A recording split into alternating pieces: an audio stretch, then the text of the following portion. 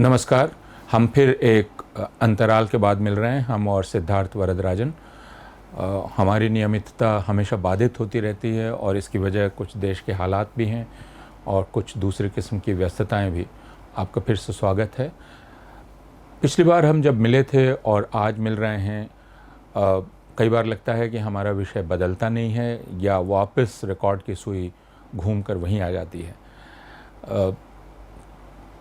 जब पिछली बार मिले उसके बाद से एक महत्वपूर्ण आदेश सरकार ने जारी किया या अपना पिछला आदेश संघीय सरकार ने वापस लिया, जिसमें राष्ट्रीय स्वयंसेवक संघ की गतिविधियों में सरकारी कर्मचारियों के भाग लेने पर पाबंदी थी।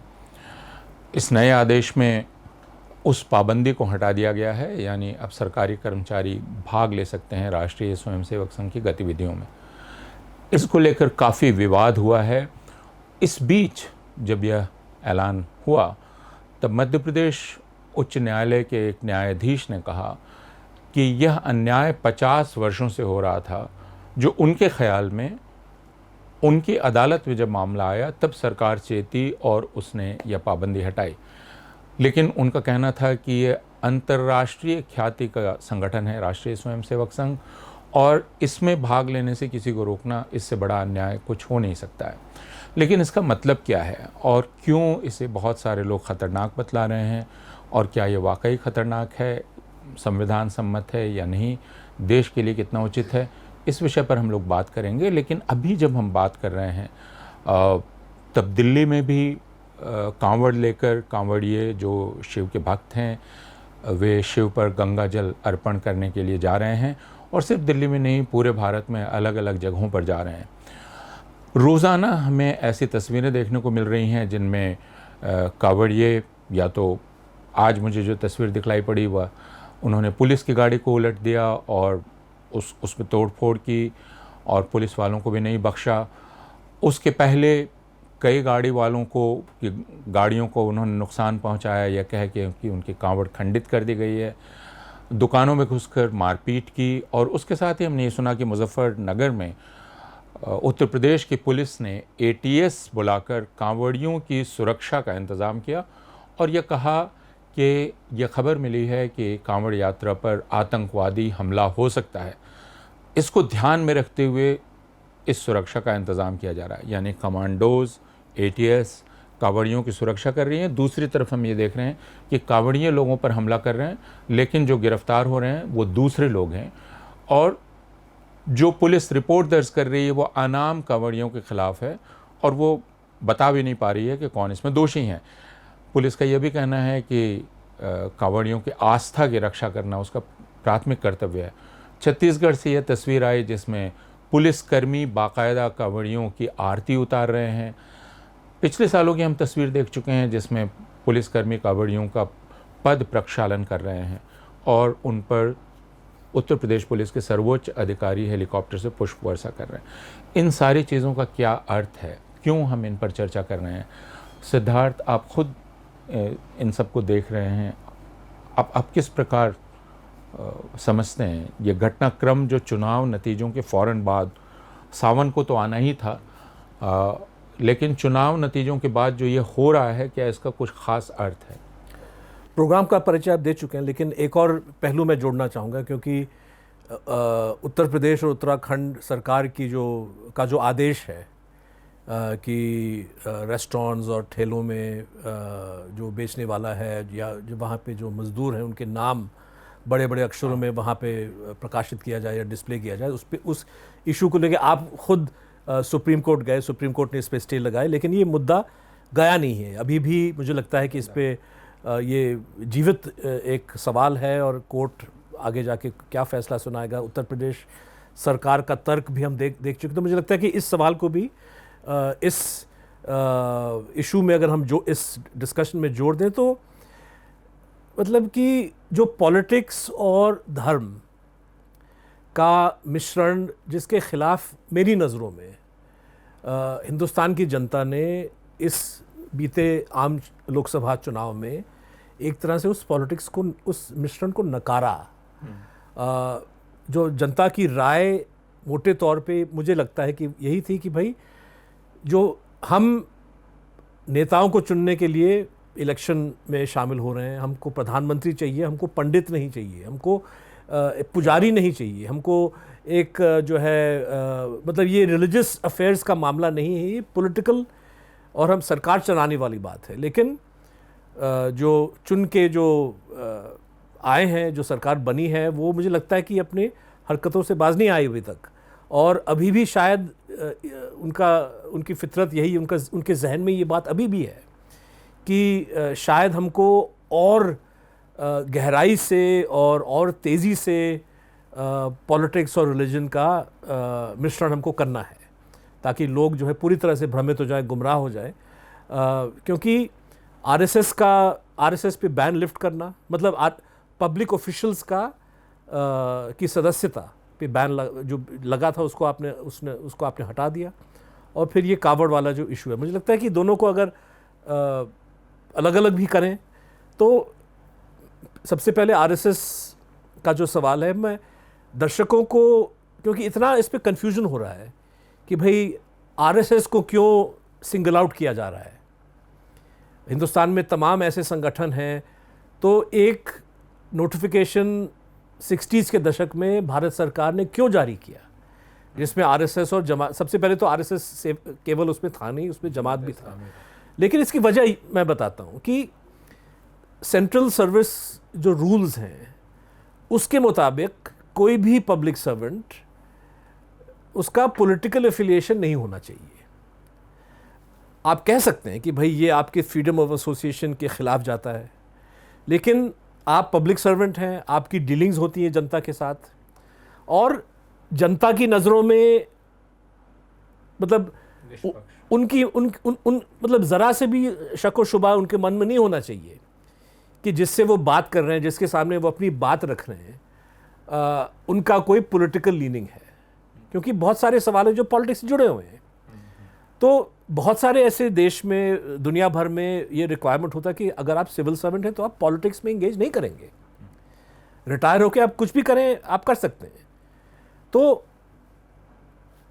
बैन एक तरह से सिविल सर्वेंट्स पे, आप कांग्रेस पार्टी के मेंबर नहीं हो सकते थे, कांग्रेस सेवा दल के मेंबर नहीं हो, मतलब कांग्रेस के भी अलग अलग महिला विंग है, लॉयर्स विंग है, इंटेलेक्चुअल विंग है, सेवा दल जिसको पॉलिटिकल नहीं माना जाता उन सब पे बैन था, भारतीय जनसंघ पे बैन था, कम्युनिस्ट पार्टी के जो अलग अलग फ्रंट्स थे उन पे भी सदस्यता जो है आप अलाउ नहीं। लेकिन देखा ये गया कि भाई आरएसएस क्योंकि अपने आप को एक सियासी जो है तंजीम अपने आप को घोषित नहीं करता था, मतलब ये नहीं कहता था कि हम, मतलब वो कहते कि हम कल्चरल ऑर्गेनाइजेशन है, तो कल्चरल ऑर्गेनाइजेशन के बहाने लेके जो है आरएसएस पब्लिक सर्वेंट्स को रिक्रूट कर रहा था, कुछ पब्लिक सर्वेंट्स उसमें शामिल हो रहे थे। उस पर रोक लगाने के लिए मुझे लगता है कि भारत सरकार ने इस बात को स्पष्ट किया कि भाई ये जो रूल है पॉलिटिकल एक्टिविटी पे, ये आरएसएस पे भी लागू है। तो और जमात इस्लामी को भी उसमें शामिल किया गया, क्योंकि जमात इस्लामी भी एक ऐसा, मतलब हिंदुस्तान में बहुत सारे ऐसे मुस्लिम ऑर्गेनाइजेशंस हैं जिनका पॉलिटिक्स से कोई रिश्ता नहीं है, वो पॉलिटिक्स में अपने आप को इन्वॉल्व नहीं करते। एक मिसाल के तौर पे तबलीगी जमात आप देख लीजिए, मतलब पूरी तरह से उनका सिर्फ और सिर्फ धर्म के मामलों में उनका रहता है, पॉलिटिक्स से वो दूर रहते हैं। तो जमात इस्लामी वैसा ऑर्गेनाइजेशन नहीं है। तो इन दोनों को उस ऑफिस मेमोरेंडम में शामिल किया गया, उसके बाद उसको रिट्रेट किया गया 1970 में, 1980 में। और ये कोई बड़ी बात नहीं है। हिंदुस्तान में अलग अलग प्रधानमंत्री मुख्तलिफ पार्टीज़ के, भारतीय जनता पार्टी जो है एक बार एज जनता पार्टी, मतलब भारतीय जनसंघ के लोग, आरएसएस के लोग एक तरह से मोरारजी देसाई के सरकार में थे, उसके बाद अटल बिहारी वाजपेयी जी की सरकार चली 6 साल।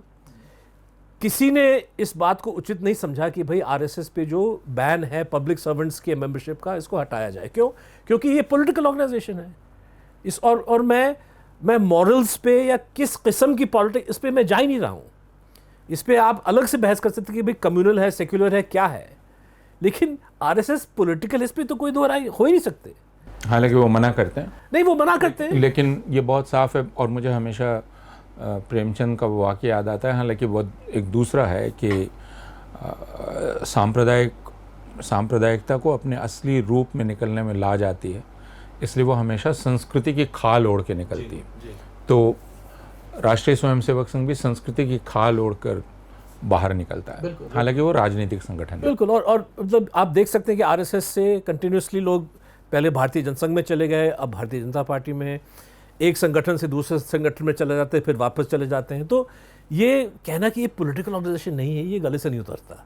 और शायद आरएसएस वाले भी अगर आप खुल के उनसे बात करें, और मज़े की बात यह है कि जिस कोर्ट ने फैसला सुनाया, मध्य प्रदेश हाई कोर्ट ने, और मैं थोड़ा विस्तार से उस केस में भी मुझे लगता है कि चर्चा करनी चाहिए, लेकिन मध्य प्रदेश कोर्ट का जो फैसला था इस तर्क पे आधारित था कि भाई आरएसएस के अलग अलग गतिविधियां हैं, तो उनके पॉलिटिकल हैं, नॉन पॉलिटिकल हैं, कल्चरल हैं, एजुकेशनल हैं, तो आपने सब एक्टिविटीज़ पे बैन क्यों, मतलब सदस्यता आपने सब एक्टिविटीज़ आपने क्यों मना किया ऑफिशियल से कि आप किसी भी एक्टिविटी से जोड़ नहीं सकते? कहने का मतलब कि कोर्ट भी ये कबूल कर रहा है कि आरएसएस एक पॉलिटिकल है। अब भाई अगर पेरेंट बॉडी पॉलिटिकल है और पेरेंट बॉडी ने 200 संगठन चला दिए धर्म के नाम पे, कल्चर के नाम पे, मतलब आरएसएस तो नोटोरियस है फ्रंट ऑर्गेनाइजेशंस खोलने में। मतलब हिंदू धर्म के प्रचार के लिए उन्होंने शायद 50 अलग फ्रंट खोल रखे हैं, और आप साबित नहीं कर सकते हैं कि उनका उससे रिश्ता है। जी बिल्कुल बिल्कुल। तो मुझे लगता है कि ये पॉलिटिकल ऑर्गेनाइजेशन है, और भारतीय जनता पार्टी की सरकारें पहले जो आई थी उन्होंने उचित नहीं समझा इस बैन को लिफ्ट करने के लिए। अब जो है मोदी सरकार लिफ्ट कर रही है, और ये सिचुएशन बड़ा अजीब है। मतलब कि केस फाइल होता है। अब आप मुझे बताइए, जो सज्जन कोर्ट जाते हैं वो एक सेवानिवृत्त बोलते हैं, रिटायर्ड जेंटलमैन है। अच्छा, आप रिटायर हो गए तो आप पे कोई सरकारी जो है बैन आप कोई लागू नहीं है। आप खुशी से आरएसएस के सदस्य बन सकते हैं, कम्युनिस्ट पार्टी के सदस्य बन सकते हैं, जमात इस्लामी के सदस्य बन, क्योंकि आप पे वो लागू नहीं, आप रिटायर हो चुके हैं। लेकिन ये आदमी रिटायर होने के बावजूद कोर्ट जाता है कि ये जो रूल है मेरे राइट्स के खिलाफ है। कैसे खिलाफ है? कोर्ट ने इसको एंटरटेन कैसे? कोर्ट को कहना था कि भाई आप रिटायर हैं, आप करिए जो करना है। कोर्ट ने इस चीज़ को एंटरटेन किया।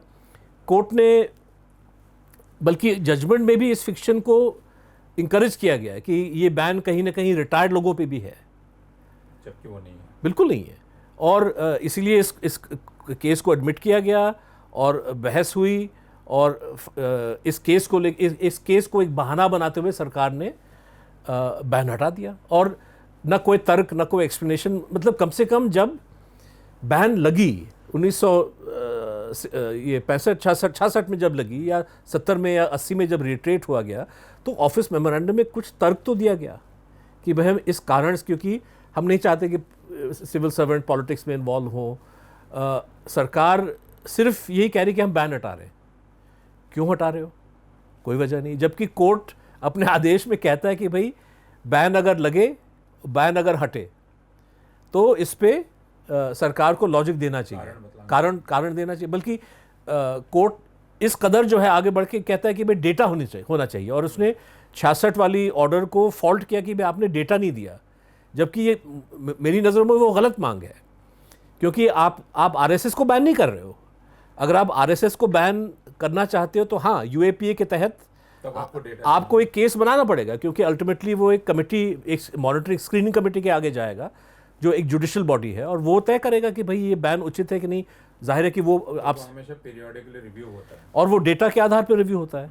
इसमें तो आप सिर्फ यही कह रहे हैं कि भाई जो सरकारी नियम है कि किसी भी सियासी ऑर्गेनाइजेशन का आप सदस्य नहीं बन सकते हो, और आपने कहा कि भाई आरएसएस भी, आपने रिमाइंड किया लोगों को, हालांकि कॉमन सेंस बताता है कि भाई आरएसएस पॉलिटिकल ऑर्गेनाइजेशन है, तो आपने रिमाइंड किया। हालांकि वो हमेशा छिपाने की कोशिश करता है। और दिलचस्प यह है कि आप पता नहीं कर सकते हैं कि आरएसएस क्या करता है और क्या नहीं करता है, क्योंकि आरएसएस औपचारिक से ज़्यादा अनौपचारिक तरीके से काम करता है।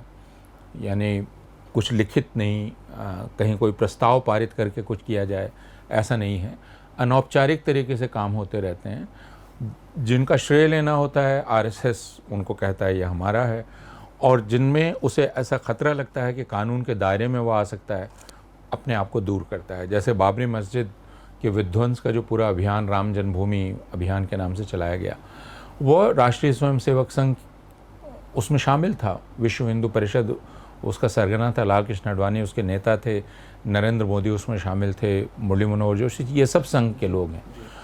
लेकिन संघ ने उसकी जिम्मेवारी लेने से मना कर दिया। जैसे नाथूराम गोडसे के भी कृत्य से अपने आप को दूर कर दिया कि नाथूराम गोडसे से हमारा कोई लेना देना नहीं है, क्योंकि आप बता नहीं सकते थे कि वो जबकि इसका सदस्य खुलासा है कि शायद नहीं। उसके ब्रदर ने किया बाद में। भाई ने किया और धीरेन्द्र झा ने हाल की किताब में तो ये आर्काइवल रिकॉर्ड से साबित किया है कि रिश्ता जुड़ा हुआ था नाथूराम गोडसे का। इसलिए राष्ट्रीय स्वयंसेवक संघ उस लिहाज से और भी खतरनाक संगठन है, क्योंकि वह अर्ध गोपनीय है और वह एक तरह का सैन्य संगठन भी है, अर्ध सैनिक संगठन भी है, क्योंकि वह ट्रेनिंग देता है लोगों को। और दूसरा इसलिए भी कि राष्ट्रीय स्वयंसेवक संघ का जो पूरा विचार है वह भारत में हिंदू राष्ट्र स्थापित करने का विचार है, जो भारतीय संविधान के विरुद्ध है। तो कोई सरकारी सेवक जिसका काम है लोगों को निष्पक्ष भाव से देखना, बराबरी से देखना, अगर वह राष्ट्रीय स्वयंसेवक संघ में है तो कोई मुसलमान उससे ये उम्मीद नहीं कर पाएगा कि वो उसके साथ इंसाफ करेगा। ये बात तो बहुत ही साफ है। और यह हमने पिछले दिनों देखा है कि मैं अभी फिर राष्ट्रीय स्वयंसेवक संघ की वेबसाइट पर देख रहा था उनका विज़न, और मैंने देखा कि वे हिंदुओं के संगठन की बात करते हैं, लेकिन हर दूसरे पैराग्राफ में फिर वो मुसलमानों पर बात करते हैं। तो यानी वह सिर्फ हिंदुओं का संगठन भी नहीं है, वो मुसलमानों के खिलाफ हिंदुओं का संगठन है, और ये ज़्यादा खतरनाक बात है, जिसके चलते राष्ट्रीय स्वयंसेवक संघ से सरकारी सदस्यों की संबद्धता तो पूरे नागरिक जीवन को ही अस्त व्यस्त कर सकती है। और ये बात किसी से छिपी नहीं है, मतलब ये एंटी मुस्लिम थॉट जो आरएसएस का है वो किसी से छिपाते नहीं है। जज साहब को भी अच्छी तरह पता है कि ये लोग कौन है, क्या करते हैं। जब वो कहते हैं कि भाई 50 साल से अन्याय हुआ है और ये इंटरनेशनली रिनाउंड ऑर्गेनाइजेशन है, लेकिन आरएसएस की हकीकत क्या है, आरएसएस किन कारणों से फेमस या इनफेमस हुआ, ये तो जज साहब को पता है। बिल्कुल। दूसरा जिस मसले पर हम लोग बात कर रहे थे वह था सावन का महीना और कांवड़, और आपने देखा कि सर्वोच्च न्यायालय में इस पर बात हुई, और हम कुछ लोग गए सर्वोच्च न्यायालय में इस मामले को लेकर, क्योंकि हमें लगा कि यह जो आदेश जारी किया पहले मुजफ्फरनगर पुलिस ने और उसके बाद सहारनपुर। तो आप थे, आकार पटेल, महुआ मोइत्रा, और भी कुछ लोग थे इसमें? हाँ। या अलग अलग याचिकाएं थी? ये 3 याचिकाएं थीं। एक याचिका हमारी और आकार पटेल की थी, एक महुआ मोइत्रा की थी, और पहली याचिका दरअसल APCR की थी, association of protection of civil rights की थी। तो ये 3 याचिकाएं एक साथ सुनी गई, और तीनों याचिकाओं में उन आदेशों को चुनौती दी गई थी जो आदेश ये कह रहे थे कि सारे दुकानदार, जितने भी दुकानदार हैं, ठेले वाले, रेहड़ी वाले, ये सब अपने नाम साफ साफ लिखें, जिसका मतलब बहुत स्पष्ट था कि उनकी धार्मिक पहचान उजागर होनी चाहिए। हालांकि यह उसमें लिखा हुआ नहीं था। मसलन अगर मैं अपनी दुकान का नाम लिख रहा हूँ, फ़र्ज़ कीजिए वायर लिखा हुआ है, तो इससे पुलिस संतुष्ट नहीं है, उसको लिखना पड़ेगा वायर का मालिक कौन है। तो ऊपर आप लिखिए सिद्धार्थ वरदराजन का वायर, या M.K. वेणु का वायर, या सिद्धार्थ भाटिया का वायर, ये कुछ यह लिखना बहुत ज़रूरी था। और ये हमें बहुत विचित्र लगा, क्योंकि यह एक तरह से मेरे संवैधानिक अधिकार का उल्लंघन है। मैं अपने दुकान का नाम क्या रखना चाहता हूँ, आप मुझे मजबूर कर रहे हैं कि मैं अपनी पहचान उजागर करूँ, और ये किसी कानून के तहत नहीं है। आप मुझे मजबूर नहीं कर सकते कि मैं अपना नाम वहाँ बड़े बड़े अक्षरों में लिखूँ। जो तर्क दिया जा रहा था वो भी बहुत विचित्र था। तर्क यह था कि कांवड़ यात्री गुज़रते हैं उस पूरे रास्ते से, और यह बहुत ही पवित्र महीना है और उनकी पवित्रता को सुरक्षित रखा जाना है, तो उनके भोजन की सात्विकता को बरकरार रखा जाना चाहिए, और उन्हें भ्रम हो जाता है दुकान का नाम देखकर, और वहाँ से वो कुछ खा लेते हैं जिससे उनकी सात्विकता खंडित हो जाती है। यहाँ से मैं आपको ज़रा रोकूं और पूछूं आपसे, क्योंकि सात्विक भोजन जो है, जो कहा जा रहा है कि भाई इनके लिए प्रिस्क्राइब्ड है कि भाई सात्विक इनको खाना है, क्या सात्विक भोजन की कोई परिभाषा है, कोई सर्टिफिकेशन है सरकार की ओर से या किसी धर्माचार्य या ग्रंथों में, ये है क्या दरअसल में? बिल्कुल कुछ भी नहीं है। ये सब कुछ जैसे भारतवर्ष में अब ये सात्विक भोजन की अवधारणा भी हाल में काफ़ी ज़ोर पकड़ गई है। शब्द पहले से मौजूद है और एक मोटी तौर पर सात्विक भोजन लोग कहते हैं, सात्विक भोजन, तामसिक भोजन आदि, और उसमें ये जोड़ते हैं कि तामसिक भोजन कौन है, जैसे मांसाहार तामसिक भोजन हो गया। सात्विक भोजन क्या है? शाकाहार सात्विक भोजन है। बचपन में हम सुना करते थे कि भाई सात्विक वो है जिसमें ज्यादा मिर्च मसाला ना हो। तो इसलिए मैं कह रहा हूँ कि ये धारणाएं अलग अलग हैं। तमिलनाडु में सात्विक भोजन कुछ और हो जाएगा और तमिलनाडु के कुछ समुदायों में सात्विक भोजन कुछ और हो जाएगा। हिंदुओं के ही कुछ समुदायों में, जैसे तमिल ब्राह्मणों के लिए हो सकता है सात्विक भोजन कुछ और हो, लेकिन फिर जो तमिल ब्राह्मण नहीं हैं उनके लिए वो सात्विक भोजन आवश्यक नहीं है। उसी प्रकार जैसे मैं अगर अपने समुदाय की बात करूँ कि मैं देवघर के पंडा समुदाय का हूँ, यानी जो देवघर एक बहुत प्रसिद्ध तीर्थ स्थल है और वहाँ शिव मंदिर है, और वहाँ भी जब मैंने कांवड़ यात्रा सुना तो मुझे अपने बचपन की याद आ गई, क्योंकि हम बचपन से जानते हैं कि सुल्तानगंज से जल लेकर लोग देवघर जाते हैं शिव मंदिर, तो हमें इसका पता है कि कांवड़िए जाते हैं। लेकिन हमने कभी नहीं सुना बिहार में रहते हुए, झारखंड में रहते हुए, कि कांवड़ियों के लिए ख़ास सात्विक भोजन चाहिए। हमने ये कभी नहीं सुना। और अगर पंडों की बात करें तो पंडे बिना मांस के नहीं रह सकते। मांसाहार उनके सामान्य भोजन में शामिल है। अब मांसाहार सात्विक है या नहीं, तो जो पूजा करा रहा है, यानी संकल्प जो कराता है, जल अर्पण जो आप करते हैं गंगा जल, वह कराने में जो आपकी सहायता करता है वो स्वयं मांसाहारी इस कम्युनिटी में। हाँ, पंडा समुदाय। और यह भी सच है कि इस पूरे मौसम में, ये जो सावन का मौसम है, कई ऐसे महीने ऐसे वर्ष आते हैं जब अगस्त के महीने में ये होता है, और अगस्त में मनसा देवी की पूजा होती है, बलि होती है, और बलि का मतलब है प्रसाद, जो मांस है, तो वो प्रसाद ग्रहण करते हैं।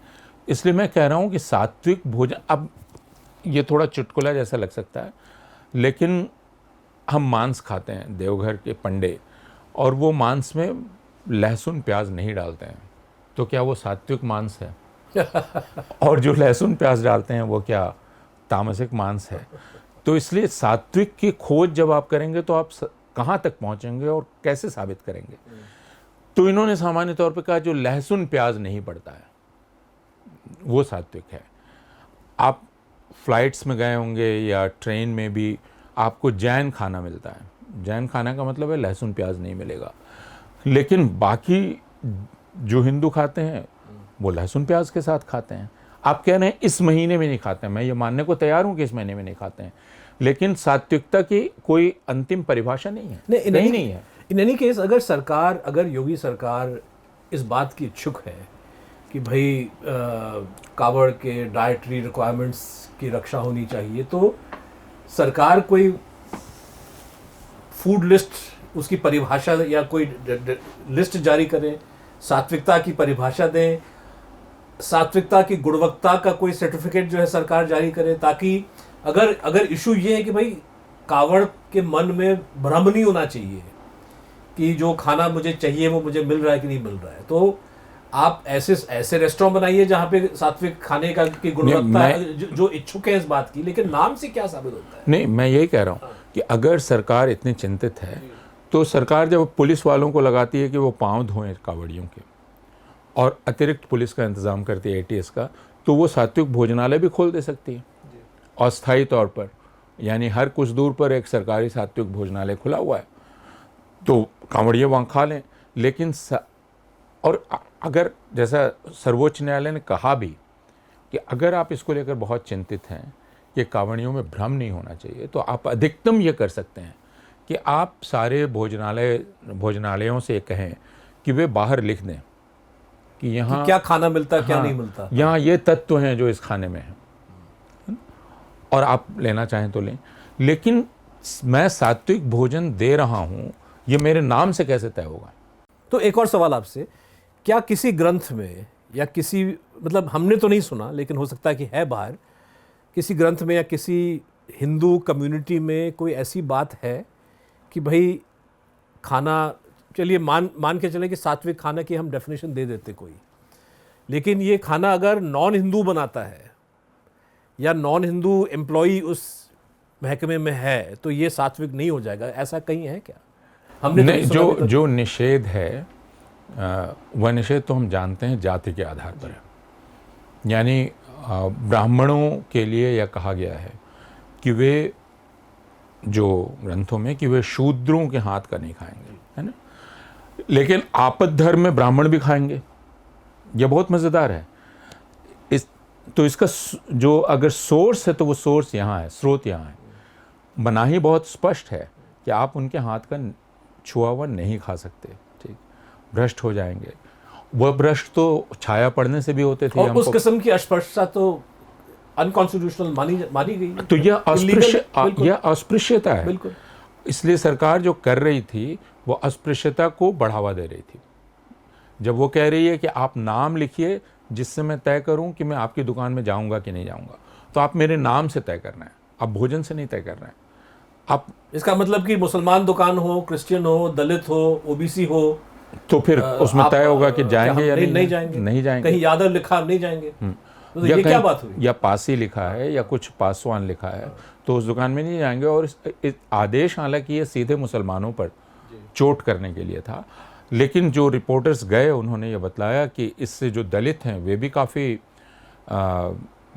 उद्वेलित हैं, क्योंकि उनका कहना है कि अगर हम अपना पूरा नाम लिखेंगे तो हमें इसमें संदेह है कि लोग हमारे यहाँ खाने आएंगे। तो यह बात तो बहुत ही साफ जाहिर थी। जो दलील सर्वोच्च न्यायालय अच्छा, और आप विक्रम कुमार लिखें, लोग कहेंगे भी नहीं, आगे टाइटल बताइए। नहीं, कहा, पुलिस ने कहा कि आपको लिखना पड़ेगा, अपना उपनाम लिखना पड़ेगा, कुल नाम लिखना पड़ेगा, जिससे पूरा पता चले। जैसे शायद वायर में ही रिपोर्ट हुआ या कहीं और रिपोर्ट हुआ कि एक का नाम था वकील, तो उसने कहा कि मैं, तो पुलिस ने बाध्य किया उसको कि आप आगे लिखिए वकील अहमद या वकील आलम या कुछ, सिर्फ वकील। उसके आधार कार्ड पे नाम वकील है, लेकिन पुलिस उससे संतुष्ट नहीं थी। वो कह रही थी कि आप अपने पिताजी का जो सरनेम है वो लिखिए। तो हम लोगों को ट्रेन में, बस में सफ़र करते समय इसकी आदत है यह प्रश्न सुनने की, आपका नाम क्या है? अगर मैं कहूँगा अपूर्वानंद तो वो कहेंगे और, लेकिन आप बार बार कहते रहिएगा कि नहीं अपूर्वानंद, तो वो फिर आपके पिता का पूछेंगे, उसमें भी नहीं, अगर कन्फ्यूज़न दूर हुआ तो गांव पूछेंगे, फिर 3-4 और दादा नाना का नाम पूछेंगे। इस तरह वो आपकी जाति का पता कर लेंगे। लेकिन मुसलमान का नाम तो बहुत ही प्रकट है। तो यह अस्पृश्यता को बढ़ाना और विशेषकर मुसलमानों पर का इकोनॉमिक बायकॉट का एक तरीका था। जो पॉलिटिक्स चल रहा है पिछले 5-6 साल से उत्तर प्रदेश में, दिल्ली में भी कोशिश की गई है। मुझे याद है 2020-21 में भारतीय जनता पार्टी के कुछ आला नेता मुसलमानों, मतलब ये आदेश दे रहे थे RWS में कि भैया मुसलमानों से फल वगैरह मत खरीदिए, सब्ज़ी मत खरीदिए। तो ये बहिष्कार की जो पॉलिटिक्स है और इकोनॉमिक लाइवलीहुड पे जो हमला उत्तर प्रदेश में हुआ है, पहले तो मीट की दुकानों पे, मतलब टैनरीज, बहुत सारी, जो लाइवलीहुड का जो सोर्स है मुसलमानों का, नहीं, इस पर किसी ने बात नहीं की कि पिछले कुछ सालों में सावन के महीने में सारे मांस की दुकानें बंद हो जाती हैं। क्यों बंद हो जाती हैं? कांवड़ियों को तो पता है। यहाँ आप कह रहे हैं उनको कन्फ्यूज़न हो रहा है, वो घुस गए बेचारे, खा लिया, लेकिन मांस की दुकान तो दिख रही है, तो कांवड़िया तो वहाँ नहीं जाएगा ना। फिर आपने मांस की दुकान क्यों बंद करा दी? इसका मतलब मांस के दृश्य से ही कुछ दूषण हो जाएगा या पॉल्यूशन हो जाएगा, इस वजह से आपने वो दुकान बंद कर दी। और किसी ने ये नहीं पूछा, किसी अदालत ने, कि आप 1 महीने तक या 15 दिन तक या 20 दिन तक अगर हज़ार लोगों की दुकानें बंद करा देंगे, उनकी आजीविका चली गई, रोज़गार चला गया, हज़ारों लोग उन पर निर्भर हैं, वो कैसे खाएंगे पिएंगे? इसकी किसी को चिंता नहीं है। आप कह रहे हैं आप कांवरियों का धार्मिक अधिकार रखना चाहते हैं, लेकिन उनका आजीविका का अधिकार आप छीन लेना चाहते हैं। इस तर्क पर किसी ने बात ही नहीं की। जब योगी सरकार की आलोचना की गई और लोगों ने सवाल उठाया, शायद कोर्ट के बैन से पहले, कोर्ट के स्टे ऑर्डर से पहले,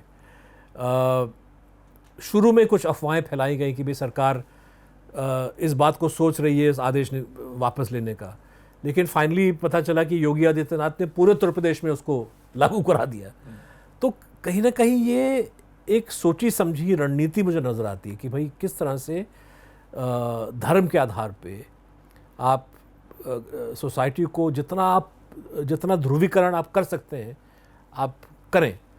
और इस मतलब पिछले 10 साल के पॉलिटिक्स इस रीसेंट इलेक्शन से लगता है कि कुछ सीखे नहीं है। नहीं, आपने शुरू में जो बात कही उसी बात पे हम लौटें कि इस चुनाव में हुआ क्या। इस चुनाव में करोड़ों हिंदुओं ने भारतीय जनता पार्टी को कहा कि हम आपकी राजनीति को स्वीकार नहीं करते। यानी आप हिंदुओं के नाम पर राजनीति कर रहे हैं और आप बार बार ये दिखाना चाहते हैं कि आप हिंदू धर्म की रक्षा करने के लिए आए। लेकिन इसके लिए हम सरकार चुनते नहीं हैं, सरकार हम दूसरे कामों के लिए चुनते हैं। धर्म का इंतज़ाम हम कर लेंगे खुद। तो करोड़ों हिंदुओं ने उनको रिजेक्ट किया। अब यह उस रिजेक्शन को एक तरह से ह्यूमिलिएट करने की कोशिश हो रही है और यह कहा जा रहा है कि हिंदू रहने का एक ही तरीका है और वो यह तरीका है जो हम बतला रहे हैं और वही हम करेंगे। और हिंदू होने का मतलब है एंटी मुस्लिम होना, कि अगर आप हिंदू हैं तो आपको मुसलमान विरोधी होना होगा, उस पर लगातार हमला करना होगा।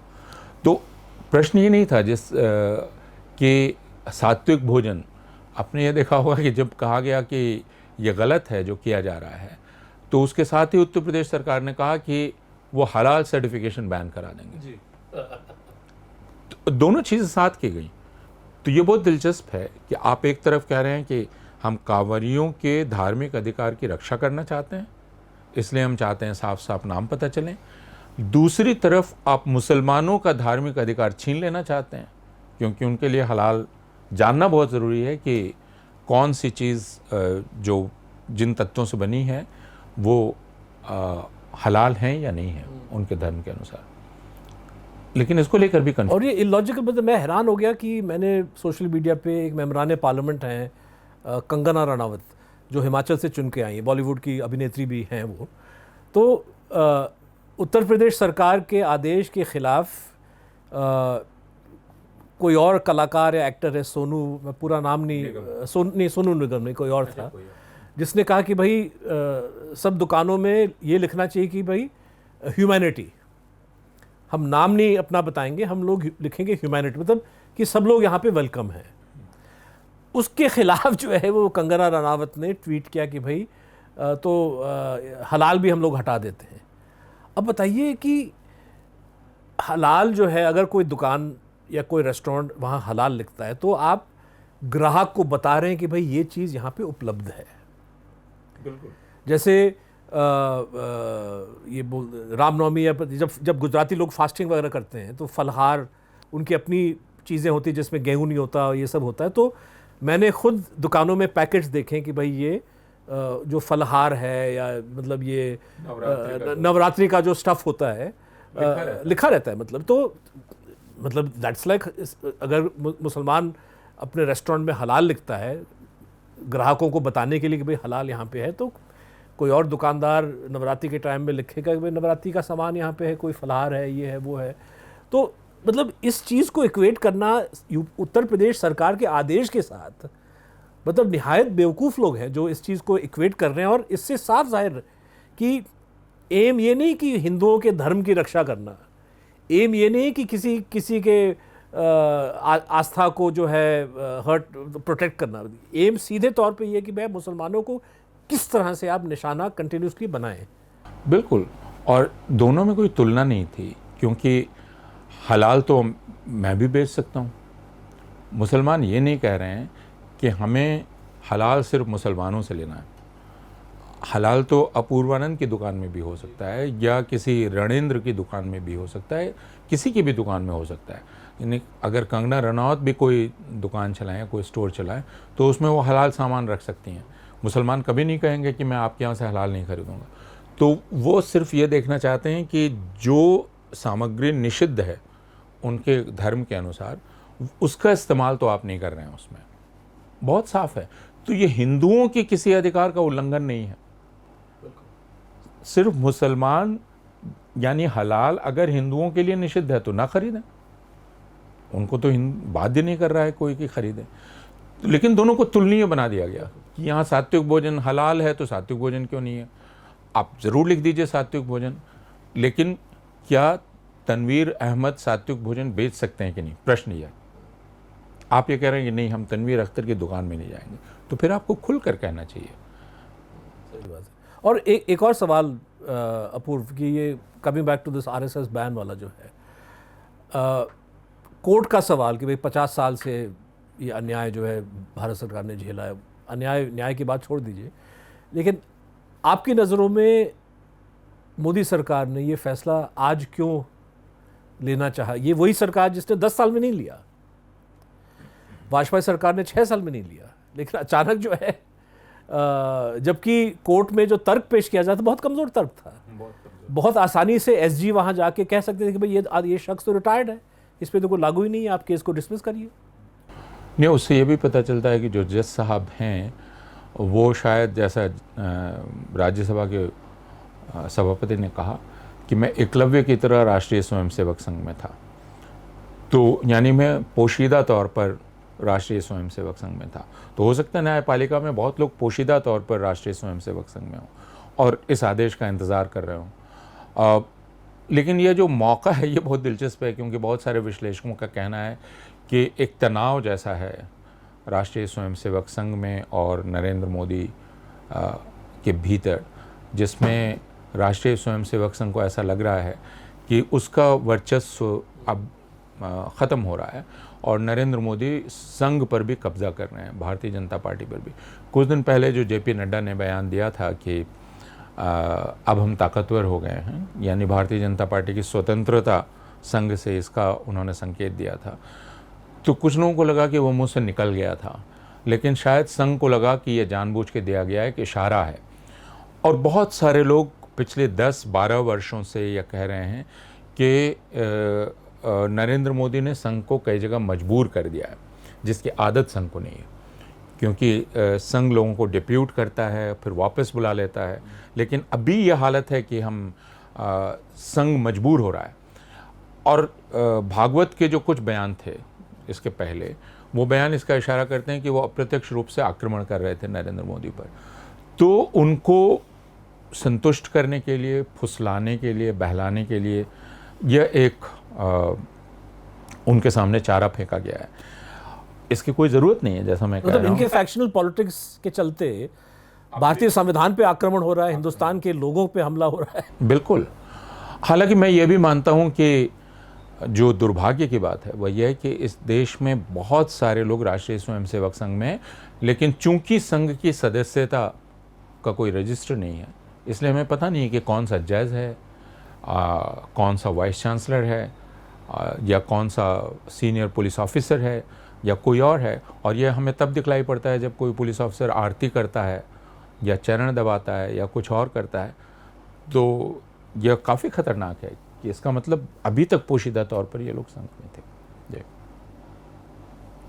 तो आज की हमारी बातचीत इन्हीं विषयों पर थी और हम आइंदा मिलेंगे और हम उम्मीद करेंगे कि विषय कुछ बदलें, हम लोग कुछ और बात कर सकें। लेकिन जैसा कि आप देख रहे हैं कि यह सरकार और इस सरकार को चलाने वाला जो दल है वह एक ही विषय को इस देश का केंद्रीय विषय रखना चाहता है।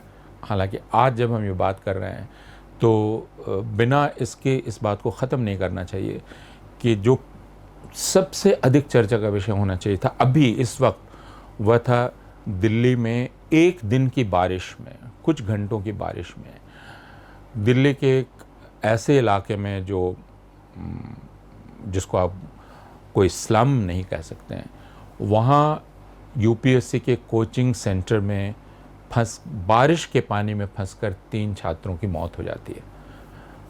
इस पर पूरा देश बहस नहीं कर रहा है और इससे आप अंदाज़ कर सकते हैं कि हम जिन विषयों पर बहस कर रहे हैं उनसे कौन सी चीज़ें नज़रअंदाज हो रही हैं। हम अपने बच्चों के जान जाने पर बहस नहीं कर रहे हैं। हम ये सवाल नहीं कर रहे हैं कि प्रधानमंत्री कल पूरे देश को ये कह रहे थे कि उन्हें ओलंपिक के खिलाड़ियों का उत्साह बढ़ाना चाहिए और अपने मन की बात कर रहे थे, लेकिन किसी ने नहीं पूछा कि उन 3 बच्चों के मरने की खबर तब तक आ चुकी थी और प्रधानमंत्री ने शोक का एक शब्द नहीं कहा, सांत्वना का एक शब्द नहीं कहा। तो यह जो एक क्रूर उदासीनता है जनता के प्रति, उस क्रूर उदासीनता का और इस राजनीति का दोनों का कोई रिश्ता है, इस पर भी हमें सोचना चाहिए। बहुत बहुत शुक्रिया। और वायर में यह चर्चा हम करते रह सकें, इसके लिए वायर को आपकी सहायता की ज़रूरत होगी, आप जैसी भी सहायता कर पाएँ। धन्यवाद। द वायर के और वीडियोस देखने के लिए सब्सक्राइब करें और बेल आइकन पर क्लिक करें। स्वतंत्र पत्रकारिता की आर्थिक मदद करने के लिए डिस्क्रिप्शन में दिए गए लिंक पर जाएं और अपनी राशि चुनें।